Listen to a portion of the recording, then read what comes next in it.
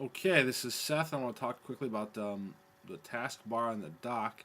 The dock is the Apple um, version of the taskbar. The taskbar is this little strip on the bottom, and the dock is these icons on the bottom.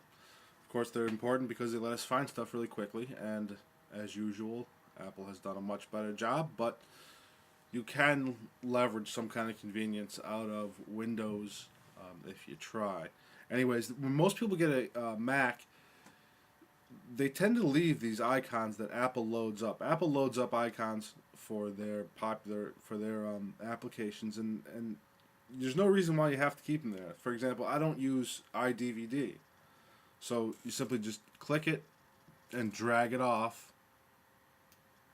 and it disappears in a puff of smoke.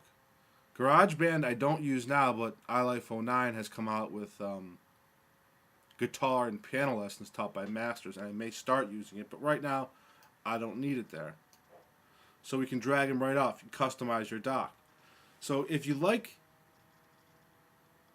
the way it magnifies like that, you can leave that on. If you'd rather just have it stay static, simply go to these dotted lines, on a road, and when the cursor becomes a little pointy arrows with a line in between, right click, and then you have your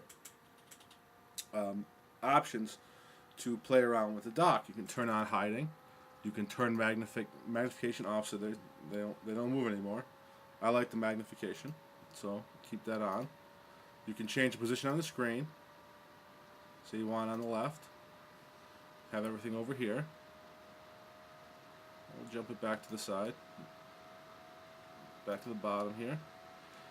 And you can also resize the dock itself by once you get that cursor on that line, you just click and hold, and then drag up and down. You can change the size of the dock.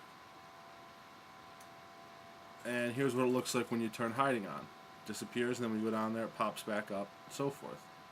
We'll turn that off for now. Some people like that. I use that. I tend to change these things as I need them. I rarely leave anything any particular way for a long time. I change the computer on as it's helpful to me. But down here on the dock, there's this thing called Stacks, and Stacks is great. To All you do is drag a file down to the dock, and it becomes a stack. For example, this is my all cases file. There's a lot of stuff in here, so the way it deals with it is putting it in a list like this, and then just to click one, you just click that, and it opens it right up. And here's all case. There's another example. This is an entire treatise. It's not as big as the all cases, so it displays it in the grid. Of course, you can click Open in Finder, which brings it up in a traditional Finder window, and you can manipulate it that way. We'll close this out. And then the third way that Stacks deals with things is just by putting stuff in a fan. You can, if you leave it on automatic, which is what I did, just don't change the setting, and then it'll just choose whichever is appropriate. And this is the fan. It gets to be about 8 to 10 files big before it goes into a grid. But that's a very handy way to do stuff. What I often do is when I'm working on a case or working on a matter, I drag that file down into the dock. For example, we'll get something here, say Office. We want to drag those down. We'll just get a law file. All treatises. It says this is a document. Just drag it down there, and it makes room. And then there it is. So I have it. And there you go. There they all are. When I'm done working on the matter, like I'm done with this one, drag it off, and it just deletes the. It doesn't delete. Of course, the contents are still there. It's just the file's gone.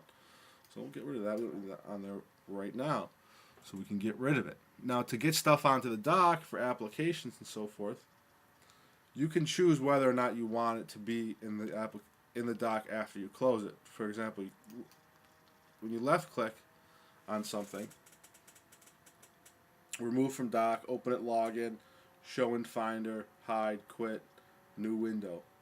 The mail application has a lot of good features. Says you right click on that, compose new message, compose new note. The note is nice. You click on that, and it gets a little yellow pad that you can take down notes and then email to yourself or attach or whatever. Those are very nice. If you want to get something back into the dock, for example, here's a dashboard. I want to get rid of that, but I want it back now. Simply go open to the Finder, click on my Applications folder,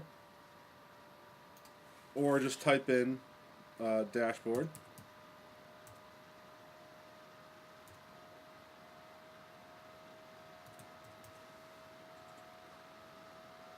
This view is a little easier to look at.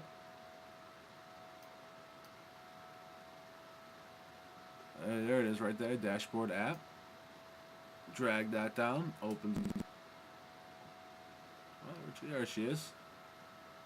There you have it. And there she's back, and then of course you can get rid of it again. So that's an easy way to get things working. Of course, if you have an open thing, I have something open in Safari. I want to go to Safari. I have Spaces working, so I just click that, and there's Safari. There's another browser made by Mozilla for Mac. It's called Camino, and this will take you back and forth between wherever those documents are. Of course, like I say, I have Spaces working, and I recommend everyone have Spaces going. Now in the PC, you can get some functionality out of the taskbar. What I recommend, you can move it around, click and drag it around. You can drag it around the screen if you want to. What I think is most helpful is called the Quick Launch menu, which is right down here. To get something on the Quick Launch menu, just search for it here. Let's say I wanted to, what I recommend is that when put Windows Explorer, which is the PC version of the Finder, on the taskbar. So when you get something in here, you search for it in here, just by typing what it is, and you right click on it, and it's add to quick launch menu, add to quick launch. We do that and see it shows up right there. Now this is the window that you can go through your files and so forth that I reviewed before. Now you can put anything down here. I have Word, Firefox, Outlook, Safari, and so forth. And to me that's the best part. But there are other things too. You can right click on the taskbar itself, and you can go to toolbars, and there are a bunch of different toolbars that you can show. And quick launch is one of them. I recommend you have that going. The desktop is probably a good one too, because what it does when you're working on something, you can simply click this and it shows you what's on your desktop, and you can get to a lot of different stuff that way. It's not bad, but it's not great. It could be a lot better. It's a little slow, it's a little clunky, but it's something, and I recommend that if you insist on using a PC, I definitely recommend loading up, getting the most out of your taskbar, and of course you can also make this thing, you can make it auto hide as well by clicking properties, and then you can auto hide it, you can lock it, and so forth. And this is the different things you can do with it. Of course, there's always a million different things to configure with a PC, but there's definitely something you can get out of it. And I think quick launch and enabling the desktop taskbar menu by going to toolbars and then clicking desktop. So when you're working on something, you don't have to close it out to look at the desktop. You can just do this, and you can get it. This also does that too. Show desktop does that as well. But so if you have a PC, that you can get a little bit of functionality, but you probably should just get a Mac and the suffering. Thanks for watching.